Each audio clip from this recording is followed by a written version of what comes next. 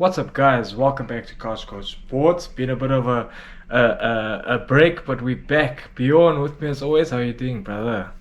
Back in action, brother. I'm doing good, and yourself? I know we've been away for a little bit, so I think there's a lot of sports, a lot of things we can catch up on.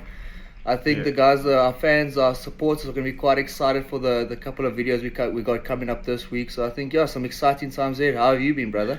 I was good until yesterday's game, bro. Manchester United getting smashed by City, bro. On that game, then that's our Did you video for honestly today. expect anything else? Did you expect anything else, though, bro? Honestly, City in the form they are in United. No. I didn't. To be honest, I didn't expect much, bro. I don't At think least you you're can. one of those. At least you're one of those United fans that aren't like unrealistic about the situation you guys are in. Because I think Yeah. if you look at both teams, I doubt there's any United players that were getting to the City side. But that's for majority of teams. It's not like a bash Yeah. United session now. That's majority of teams at the moment.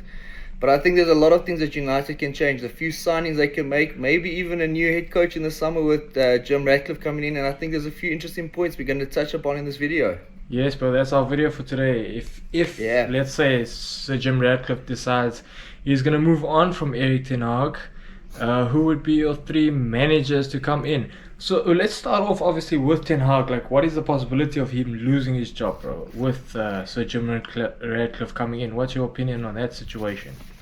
Honestly, for me at the moment, I think it's quite 50-50, to be honest. I Yeah. really think it's up in the air at the moment. I think Ratcliffe probably wants to get rid of Ten Hag. I think that's what it's leading to.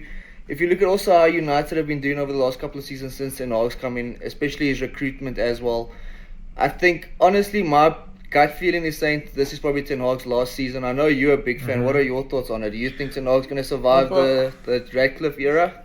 I think it's a difficult one because obviously, like you said, it's 50-50.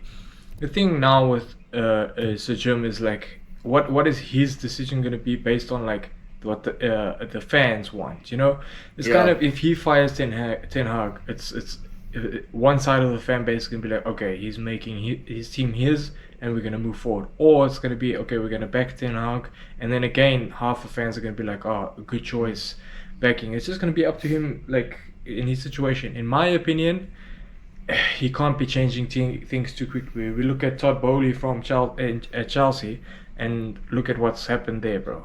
How much he's mixed things up now. Exactly. Does Sir Jim want to be in that situation, or kind of rather be in a bad situation but you haven't changed much and give yourself the opportunity to change things moving forward, you know? My biggest problem with the Ten Hag situation is if you look at his recruitment, probably only Lissandro Martinez has really worked out. I mean, Rasmus Højlund's still very young and he's looking like he's going to be a quality player, probably stick around for a long time. But his recruitment especially has been a big concern. I mean, I heard him speak about like Anthony in the last couple of weeks, saying how good of a player Anthony actually is. And I mean, your eye says more than anything else. And we've all seen that Anthony is definitely not up to the level of, especially maybe not even a Premier League player, but nonetheless, definitely not a Man United player. So yeah, for sure. I think his recruitment, I know a lot of people also have been speaking about that. It's the higher ups, you know, the Glazers, the CEOs, the Ed Woodwards of the world. I mean, who's at charge now? I think it's Murtaugh's in charge of the transfers at the moment. And I think they are to blame. I definitely do think they are to blame. But all in all, I do think a lot of the responsibility lies on Ten Hag. Even Onana, who had a very good game yesterday, I'm still not convinced by him. Even the second goal that he let through for Foden, I think he could have done better. I think there's better options on the market as well. And I just think Ten Hag, coming from Ajax and the type of players he's brought in, even Amrabat, we saw he was one of the guys that Ten Hag really wanted to get in, and he was at fault for the third goal. So yeah, Man United have been having a lot of injuries, but in my honest opinion, I do believe it's time for Ten Hag to go. I don't think he's up the caliber of a Man United coach, and I also don't think he's going to be able to take you guys to the next level, or at least get back to competing with Man City. That's just my honest opinion. Yeah. Well, we'll focus on the players and that he signed and what he needs to sign if he does stay. But let's focus today on if he goes, bro. So obviously, if he goes, we're gonna have to get someone back in. Give me your list of 3 managers you think could take over from Ten Hag and be successful. Okay, so I've got a little bit of a different list in consideration. I think there's one realistic option in Thomas Tuchel that's going to leave Bayern. I know he's not had a very good couple of last years, but I still think he's a top quality coach. Obviously a Champions League winning coach, and I think in the right system with the right players, he can definitely at least help Man United restore some pride back into the team. So Thomas Tuchel is probably the most realistic option. I think the two best options though for United would be Porto's manager Sergio. I think it's Conceição, or I'm not really sure how to pronounce it, guys. Yeah. So my Portuguese is not so good. He's probably my favorite. I think if he could come in for United, that could definitely be an elevator for United.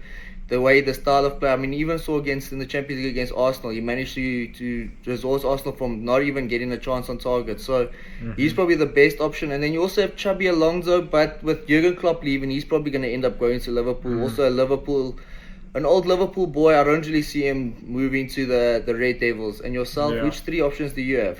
Bro, I also got Tuchel. Obviously, bro, he's He's I just don't the like most fact- realistic option. Yeah. It's a flashy name for a flashy club. Do you know what I mean? But if you look at the record of the last two teams, it's not good, bro. It's not good enough for what we kind of want to do. Like, he's gonna come in there. Is he really gonna turn around his career at a team that needs a big turnaround? It Yeah. could happen. That's a It could good happen, point, bro. good point. It could get the best out of the guys, but also like, which players really attach themselves to Tuchel that we know? Okay, a manager's gonna come in and he's gonna bring in. Aubameyang. You know what I mean? Aubameyang Like, to you guys. yeah. Yeah, that's a good point. It's a very good point Yeah. you make there. Now we have to think of it like that type of thing. Another one I thought is maybe Julian Nagelsmann, bro. So it's obviously difficult to get him in, but I sense there could be a possibility in getting him in there. Sorry. Kind of a younger manager, but also kind of like where Klopp was when he was at Dortmund. That kind of Yeah. like the potential's there. He just needs the right place, you know. And coming in, maybe so Jim gives him the right place, the players he wants, and he has those attachments to players that we spoke about with Tuchel, or with what is Leipzig here. Yeah. So you never know what he could bring in and bring to our team, bro. So I also that Porto manager, I thought, but the problem is the Portuguese league, bro. I don't back it. He's done well in the Champions League, but you know, in the Champions League, teams go to Porto and kind of have like a chip on their shoulder, kind of like Cup competition is also different. You don't really want Yeah. a cup manager to come into a league side, you know, like especially a prominent league like the Premier League. Yeah, exactly, bro. So, bro, that's probably two that I thought of, bro, and I couldn't think of a third because, like, another one that springs to mind is like Zidane, but, bro, Zidane was the one I was also thinking of. Do you know why? Zidane, he's like the caliber, and he's also got that name behind him. So if he comes in, you at least know the players. Maybe he doesn't even bring in the right sort of players, like, but he could probably get in a few of the French, like the Tchouaménis, Camavingas of the world.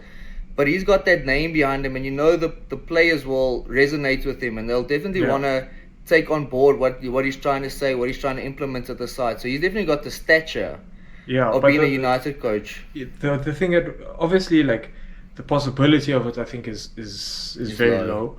Yeah. But also, if let's say it does happen, like, is he the kind of manager that would be able to build a team from the ground up, or is he the manager that's impressive with a team of stars? And we haven't seen anything other than him with a team of stars, bro. So, is he the right man? Highly doubtful, bro. So, an impossible transfer is probably not wouldn't really help us, bro. So, yeah, that's my three, bro. Yeah, I think Zidane's a very good shout. I really do. I think if the possibility is there to actually get him in, you guys have to go all out for him. Nagelsmann's another one. I think is a very good coach, obviously, but I just think with the situation with him being at Germany with the Euros, they'll probably go to the latter stages of the competition, and then he'll only come in quite late into the transfer window. So unless he works like collaboratively with Ratcliffe and the rest of the INEOS team, I just think it's going to be a bit of a waste for you guys, especially with the transfers that you guys desperately need to make. You guys need to at least get about 4 or 5 new players in once again. So I think that's the only problem with him. But Nagelsmann, out of all the managers we mentioned, Nagelsmann is probably the most exciting one. That could actually come in and make a big difference at United. But it's going to be a very interesting summer, I should say, for Man United, and where they actually end up going, what they end up doing. Ratcliffe, I think, like I told you, I know you kind of want Ten Hag to stay on, and you've made some good points about how the changes won't really.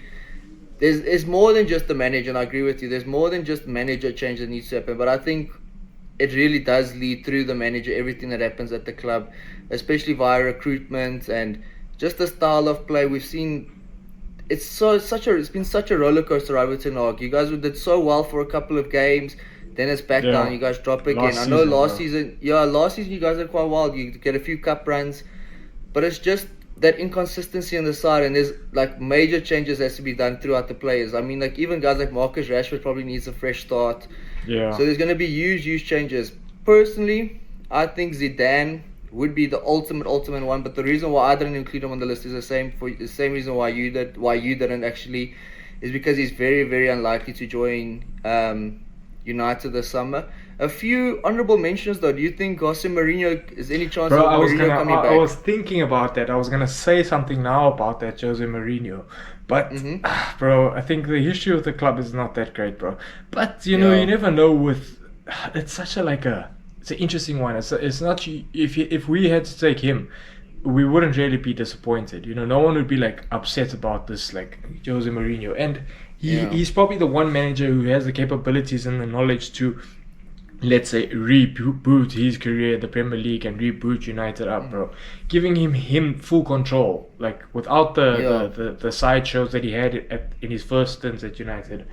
Bro, the possibilities of him being successful are actually quite huge if you think about it like that, bro. And in all honesty, since Sir Alex has left, he's probably been your guys' best manager. I mean, he got Europa League, he won the Europa League at least. I think it was either the FA Cup or Carabao Cup as well. I think he finished second. FA Cup, he finished second in the Premier League. So out of everyone, he's probably the best realistic option that could come in and actually make, like I say, another change. And he's just another. He's one of the legendary managers. So he's another one that the players would probably, a lot of it would be taken on board. But I think, like you mentioned, I think the biggest thing is there's going to be a huge mental shift, like a mindset change is going to have to happen at United. And I think how that's really going to happen is through the players, and that's going to have to get rid of a lot of the players. I mean, even Bruno Fernandes, who's been kind of United's best player over the last couple of seasons, even his form has dropped dramatically this year, and he's just not up to the caliber. I mean, he's not at the level of a Odegaard, he's not at the level of a Foden.